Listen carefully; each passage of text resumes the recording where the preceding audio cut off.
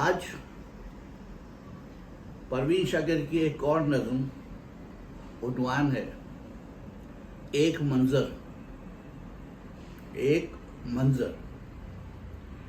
کچا سا ایک مکان کہیں آبادیوں سے دور، چھوٹا سا ایک حجرہ فراز مکان پر،